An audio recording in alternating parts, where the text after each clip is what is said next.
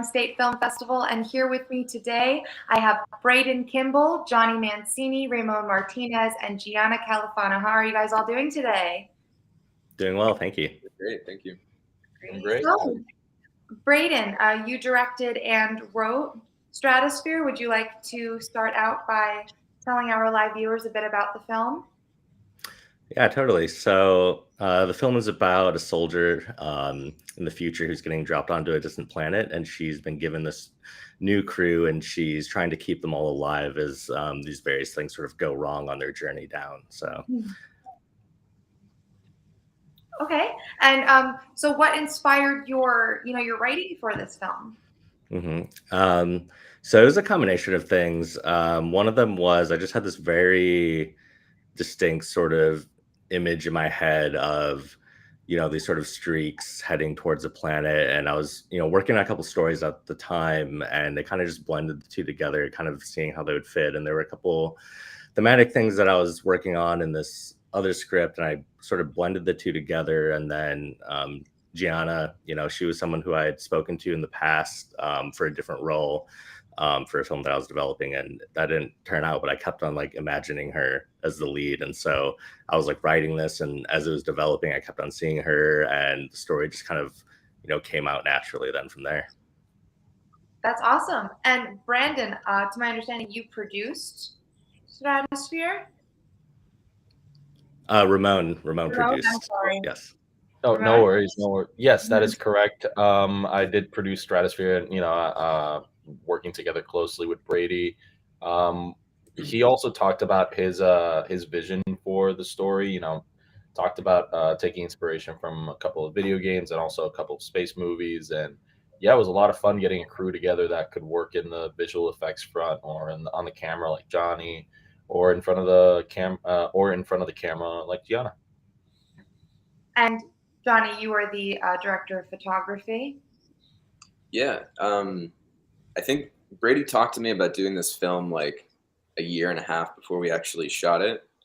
So we were planning it for a pretty long time. I mean, we didn't get into like really planning it heavy until maybe 6 months before we actually shot, but it was a lot of planning for just 3 days of shooting. So it was super fast paced, and we had a lot of gear to keep track of, but yeah, it was super fun. How is it that all four of you came together? Like, how did you come to find each other? So we're in the graduate program, Ramon, Johnny, and I at Chapman University, and so this was part of that program. And I'd always wanted to work with Johnny, and we had worked together before on this smaller exercise, and I knew his sensibilities would fit well with how I wanted to shoot this film. And then Ramon, I had just recently met, and we had actually met remotely initially, and so we had started talking about the story a bit, and he in all his kindness agreed to like take a shot on me and work with me on it. And that was great. And then, like I said, with Gianna, like I'd met her previously in an audition for a different film, and I always just imagined her as the lead for this project. So I reached out to her. It was during the pandemic when this was sort of pre-production was starting and everything, and so she was totally down to come back and star in this. So you were all graduate students with Chapman University? Johnny, Ramon, and I. Yeah. Okay. And have you all graduated? Yeah, we have now. Congratulations. Thank you. Congratulations. So with that said, is this like your first work out of college? So this was it was a little different. So we were staggered in years, but this was my second real project. Johnny, I'm not sure, Johnny, you can on yours, but yeah, this was my second real project. And so it was like a really big undertaking, and I was just like very lucky to have such a supportive and creative cast and crew getting my back on it. So that's amazing. And how is it that you guys came to find the Garden State Film Festival? So previously, there's another student who we knew. He had attended it and had a film in it a year ago, and so I talked to him, and it was another thing where like faculty had recommended it to us, and we heard it was a lot of fun. We heard that there are a lot of quality films in it, and so that's what led us to it. I would love to know about like how the four of you, like how all of your backgrounds are, whether it be prior to school and what led you into this. So Gianna, I know that you weren't a part of the program. You're located, I'm assuming, in LA as well? Mm-hmm. Yes. And so what brought you out there? To LA? Well, I'm actually from here. Okay. Yeah, I'm from here. So I grew up in Palos Verdes, San Pedro area, which is actually probably like 45 minutes from where they all went to school. So I've been in the area for a while. Okay, and you got into acting.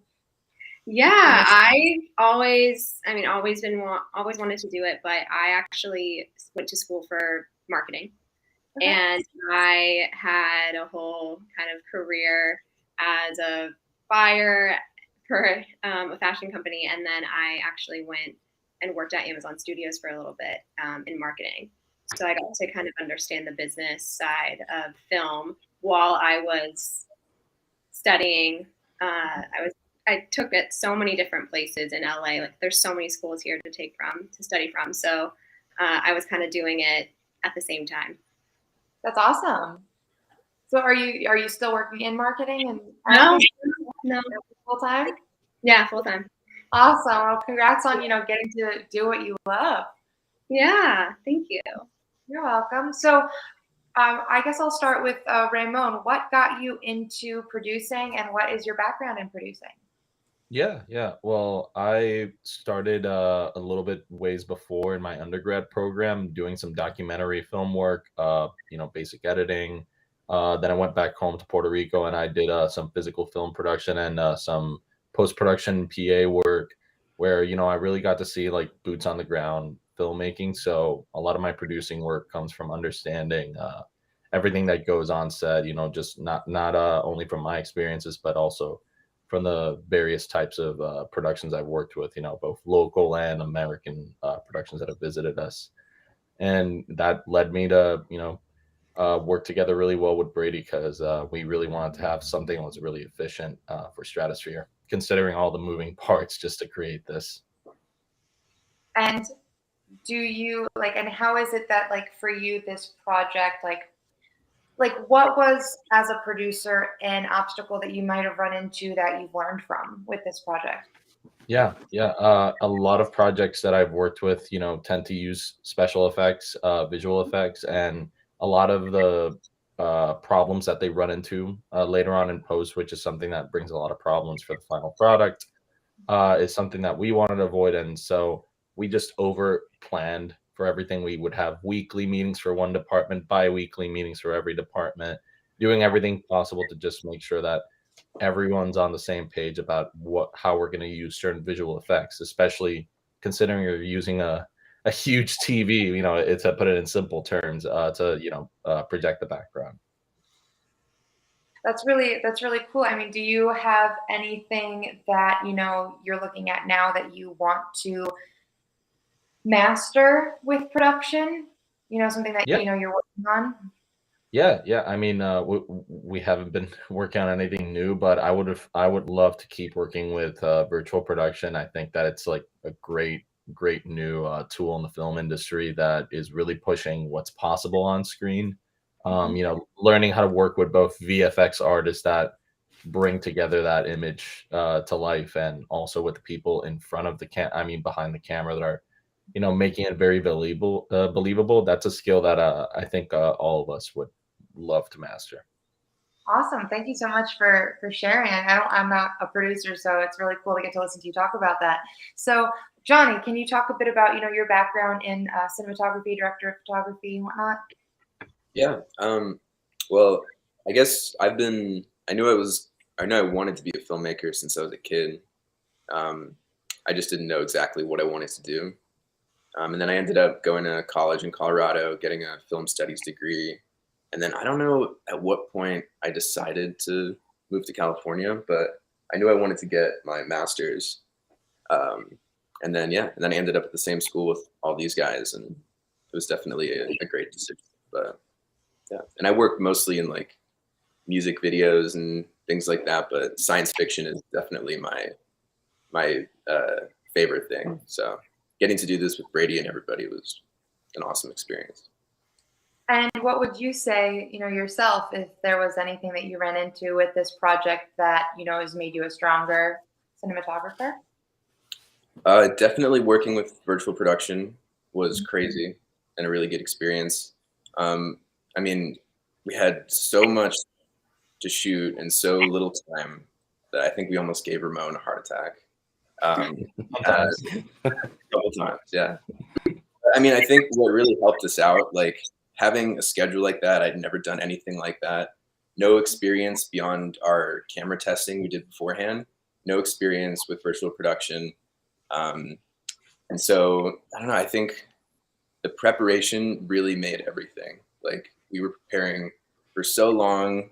We did so many tests. We even like shot an Arri Alexa with a fire extinguisher just to see what it would look like. Covered in plastic, not just at the camera. But we did everything you could think of. We threw rocks at it. We, things we didn't even get to do on the virtual production stage because it turned out we weren't even allowed to. But just exhausting every possible option was, and then seeing that work was really special because I saw what preparation does. I'm used to just going into things and shooting them, but seeing that really helps and what it can make is really cool. Thank you so much for sharing. So Braden, I'll let you lead into this. When did you guys end up filming this?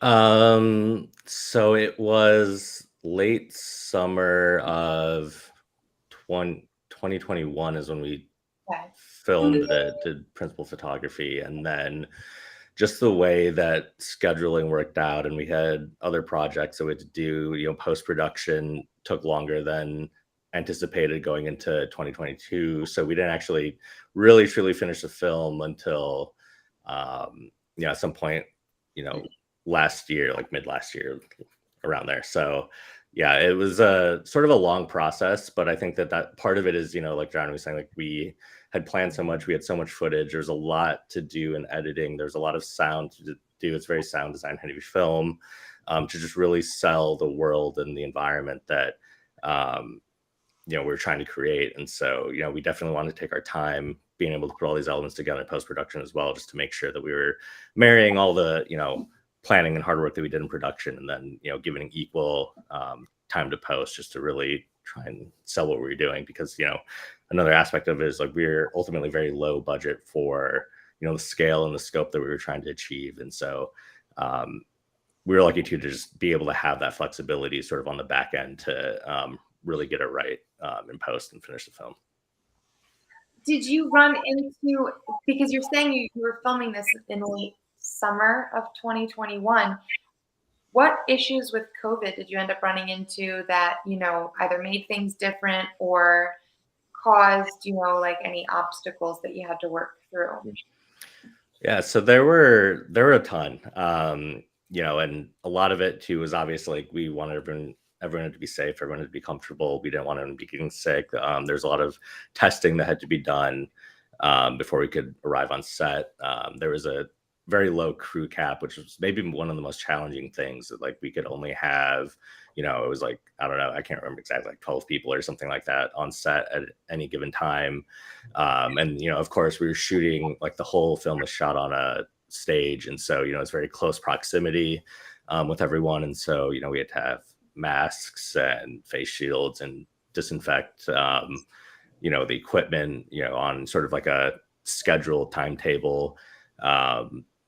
So yeah, it made it very challenging to all of the things that are already challenging with production, then on top of that having to worry about testing, people getting sick or not sick, trying to keep everyone safe, making sure everyone is distanced to the greatest extent possible. So yeah, it was a lot. I know you said earlier, a bit prior to the interview, that you guys were working to see if you would be able to come to the Garden State Film Festival. So if not, I really appreciate the time that you guys took with me today to talk about this. But if for whatever reason you guys do get to make it, it would be really cool to meet you all in person. So thank you guys so much for joining with me today and answering a couple of my questions. And I hope that you guys have a great rest of your day. And, you know, you guys, you can all see Stratosphere on Saturday, March 25th at the Kingsley Ballroom from 5:45 to 8 p.m. Again, I hope you guys have a great rest of your weekend and, well, I guess a great rest of your day because it's morning in LA now. Yeah. Take care, guys. Thank you. Thank you. Good one. Take care.